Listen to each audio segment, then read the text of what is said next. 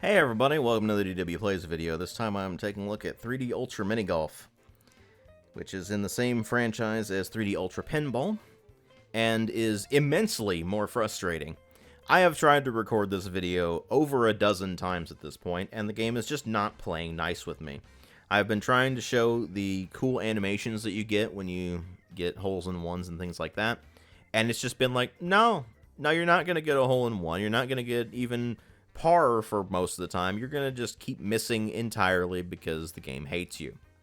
Anyway, we'll see what happens here. I'm tired of trying over and over again, so whatever I get here is whatever I get. This thing is... It was released in '97. It's, as far as mini-golf games go, as mini-golf video games go, I should say, it's a decent enough one. The main appeal here are the neat animations and sounds and stuff that play when you do well versus when you do poorly. So there's not a whole lot to it. I'm only going to play the front 9. And we'll see what happens here. But again, this game is immensely frustrating. The thing is, I would much rather a game be immensely frustrating than be boring, because at least it makes you feel something. So we're just going to do the front 9 here. Now there are two ways of playing this. There's easy putt and true putt. And I have no idea what that accent is supposed to be. It sounds like they're trying to make fun of Swedish people. That's not how Swedish people sound. It's weird to think Swedish with regards to a windmill, because when you think windmill, you think Dutch, and Dutch people definitely don't sound like that. I don't know what they were going for here. Anyway, since you can restart holes, I will be showing you the true putt mode first, because I absolutely hate the true putt mode. As you can see, it changes the putter to a golden putter, and when you go to click, nothing seems to happen. This is because you need to draw the putter back and then move forward. I really hate the true putt mode because it's very difficult to use properly, because the mouse sensitivity in this game is rough, to say the least. Even just for things like trying to line up your putts, it can be a real pain in the ass. So we're just going to go for it and see what happens. If you hit it too hard, then they'll chuck it into the corner. Maybe. Oh, no. If you hit it way too hard, they'll kick it back. But yeah, that's true putt mode. I'm just going to show you again here. As you can see, it is difficult at best to try to figure out what to do with it. So we're just going to restart the hole with the easy putt mode. And this is much more manageable. You aim your putt, and then you click and hold, and you see this power bar here. You can turn the power bar off if you want to, but there's no reason to. And the idea is that you click and hold, and you just charge up your putt, and then you let it loose. So we're just going to do that here. I'm going to let this... And of course, I don't get the angle right, and it just kicks over here, because we're not allowed to have fun. And I hit it too hard, because of course, we're not allowed to have fun. Of course, I'm sure that you will find my my suffering through this game quite amusing, because schadenfreude is a thing. So, theoretically, if I get a hole-in-one on this, then this rocket ship will take off. Obviously, I want to show you that, because it's kind of neat. Obviously, the game doesn't want me to do that, because it doesn't want me to have fun. And it apparently doesn't want you to see the cool animations and such either, so we're going to do what we can here.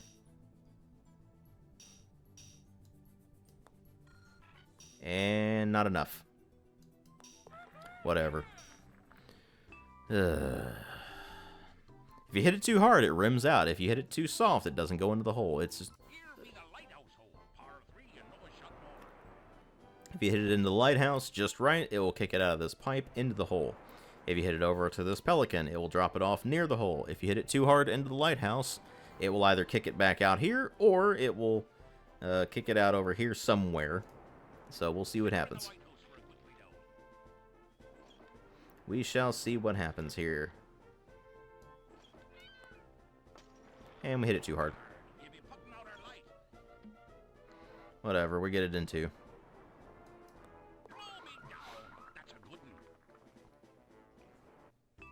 Now then, we go into Neptune's Kingdom, which is a very simple and straightforward hole.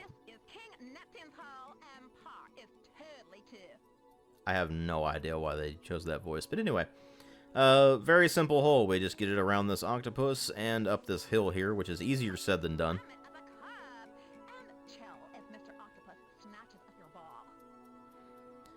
So, the whole Valley Girl thing, I don't know if anybody out there watching this knows, but Californians tend to drive the rest of the U.S. completely insane. And there's very good reason for that, and Valley Girls are one of them. They're very annoying. So, let's see. We somehow managed to get that into. We are somehow at par. I have no idea how. I am... Alright, well... I have no idea how I'm at par right now because I do not play this game well at all. I never have. I've had a copy of this since the 90s. And, needless to say, I never did well with this game when it actually did work. I had a hard time running this back in the day. Oddly enough, it's run better on this Windows 98 virtual machine than it ever did on any computer that I had back in the day, which is baffling. But anyway, we're going to try to get into the middle ramp there. If we get into the left or right, then it will be sawed into dust because, well, sawmill. So let's go ahead and give this a try and see what happens. Hey, it went through. Well, I'll take that.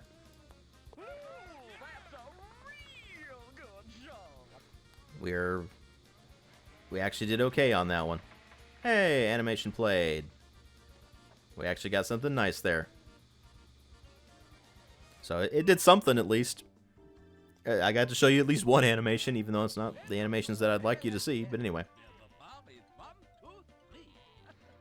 Alright, so we can either go through the castle, which requires us to do the timing thing again, or we can go around the castle, which is annoying, or we can use the catapult. Now, I would much rather this be a trebuchet, because the trebuchet is the infinitely superior medieval siege weapon. So, alright, so we're going to give it a try here and see what happens. Alright, and now... Oh, there we go. We managed to do it. Alright, now we're on to the big shoe. Now up next on our stage, the one that you've been waiting for. Now they've excited audiences all over the world. Now here they are, the really big shoe hole, part 2. We have not been waiting for this game, but okay. Now, go ahead and stroke that pea right across the bridge. Alright. Under that really big shoe. Yeah, we can either go under the shoe or across this bridge. We're going to attempt to go across the bridge. It's probably not going to go well. Oh, no, it went okay. Never mind. Now that's a really big shot. Now, as far as the whole 3D thing goes, the only thing that's actually 3D in this game is the putter. There you are, Newman. General Poop Deck here. Welcome to Photo Overlook Part 2. General Poop Deck. Okay. At any rate, we have 3 cannons that we can hit the ball into. If we hit it over here, it will end up down here. If we hit it over here, it'll end up here. If we time it right with this middle one, then it can end up in the middle there. We're going to attempt to time it correctly, but it's probably not going to go well.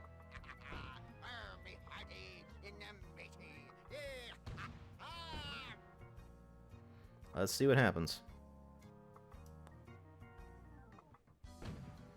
Nope, it went too far to the right. That's annoying.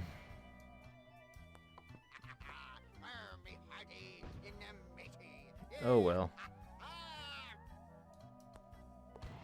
Well, we managed to get it in 3 at least. It's not great, but we're going into the... This is, This one's actually fairly tricky. The main way you can go around is by going over this bridge here. If you kick it into this, it'll kick it over here. If you kick it into there, it'll be a penalty stroke. It can be a real pain. So we'll see what we can do here. We gotta time this right. Alright. Claim jumper! Alright. And now we just finish off the hole here. And that makes us go with the, we somehow ended up with one under par. I don't know how that happened. At any rate, folks, that was 3D Ultra Minigolf. I hope you enjoyed the video, and perhaps some of my frustrations with the game. Again, it's a mini-golf game. There's not a whole lot to talk about here. This wouldn't be the kind of thing that I would cover in an MTO or a review. But for a DW Plays video, it's kind of neat to show off. Now, as far as mini-golf games go, this is one of very few that I have. So don't expect a whole lot of mini-golf games. I don't really have a whole lot of regular golf games either, so the ones you've seen on the channel already are most of the ones I have, so don't expect any further golf games unless I somehow manage to find one or that's odd or somehow manage to get around to messing around with the others. But anyway, that was 3D Ultra Minigolf. If you're curious about the game, it is a decent enough mini-golf game if you like that kind of thing, so if you find a copy of it, they're usually pretty cheap, partly because they don't play nicely with modern operating systems. And if you have a Windows 98 machine or a 95 machine or a virtual machine, you might be able to get something out of it. Anyway, thank you all very much for watching. If you like the channel, please consider supporting it on Patreon. If you can't afford to or don't want to, that's perfectly fine, I understand, but the option's there if you're interested. Thanks for watching, and I will see you all in later videos.